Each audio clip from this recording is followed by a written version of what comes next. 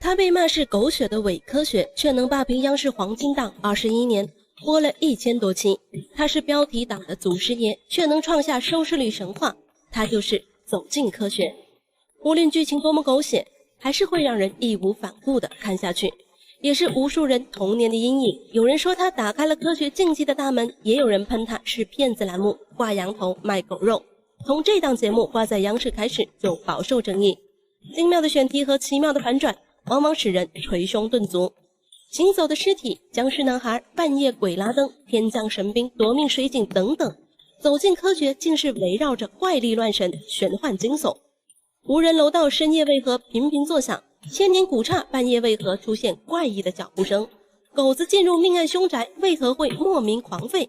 每次選題都是對未知恐懼的精準打擊，加上比少年包青天還要詭異的 BGM 和張騰岳深沉迷幻的解說，短短幾分鐘內就能把氣氛渲染到極點，讓無數觀眾沉迷其中無法自拔，不禁在心中發問：到底為什麼？但往往真相揭開，觀眾們卻又紛紛陷入迷茫。一對老兩口家中燈泡總在半夜莫名的亮起，老人也離奇病倒，被人視為半夜鬼拉燈。結果調查後發現，開關螺絲鬆了，緊緊就好。天降神兵，老人家把他抱回家，奉為無根神水，每天舔上2口，包治百病。調查完發現，竟然是化學處理後的排泄物。令我印象最深刻且震驚了我爸20幾年的，還是大爺的藍色睾丸。話說一位大爺得了一種怪病，發現其中一個睾丸變成了藍色，多方求醫無果後，害怕病變，大爺忍痛割愛。結果割完後發現不久，其中另外一個也變成了藍色。然而最終的調查結果卻是大爺的藍色內褲掉色了。想必節目組肯定是跟大爺有仇，等大爺舔完冰變成聖誕老人，節目組才出來揭秘，無疑是往大爺們心裡深深補上一刀。你这不坑了我了嗎？我這懶玩又沒病。所有的故事都是讓你們又無語又讓你欲罷不能，但你們可能不知道，其實節目組是故意的。實際上走進科學剛開播那2年也是有理想的正經欄目，實實在在的在搞科普。1998年，當時的中國提倡科教興國，對於為數不多將科學寫入憲法的國家，我國格外重視科學，要用科學破除迷信，穩定社會發展。於是走進科學就這樣誕生了，其宗旨是發揚科學精神、科學思想，並且在央視欄目上線，還專門邀請了科學界的一些重量級大咖，為大眾普及晦澀難懂的科學知識。甚至有一期節目同時邀請了楊振寧、李政道在內的6位諾貝爾獎得主，在線輸出硬核科學知識。當時的走進科學還是高大上的純科學欄目，主持人張騰岳嚴肅正氣，科學家們講的知識點也是波瀾不驚。然而觀眾們對如此良心的科普欄目反應卻是平平，講的是啥？寫的是啥？完全聽不懂啊，也看不懂啊。不僅僅是一头霧水這麼簡單，完全是在聽天書。人民都看不懂的節目，收視率可想而知。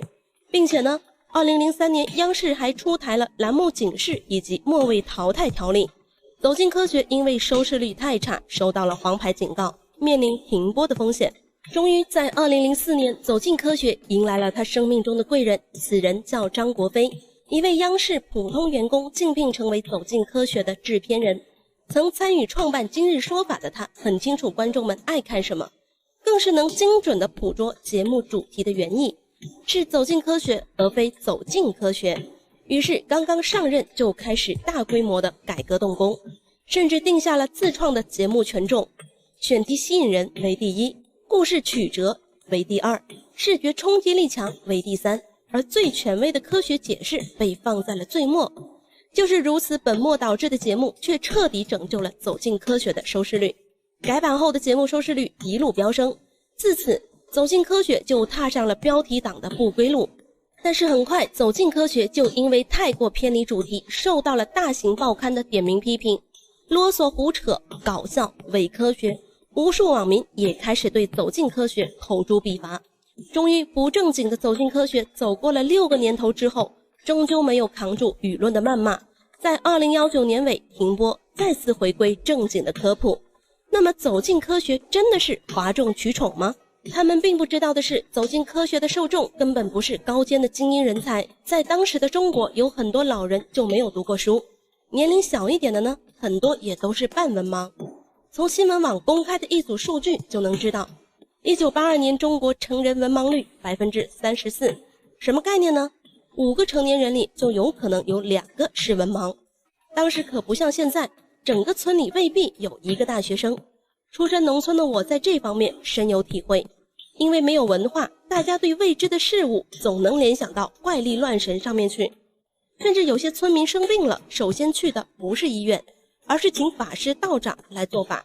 而走进科学往往針對的就是這一群人。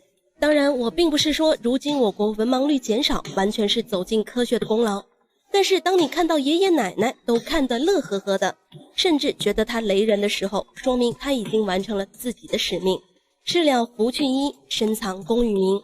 最後就像主持人张腾岳說的一樣，走這條路最起碼的有人看，看的過程當中，你告訴他塑料是石油產品，你告訴他天為什麼藍，海為什麼深，他能記住這點就足夠了。科學不需要電視來教。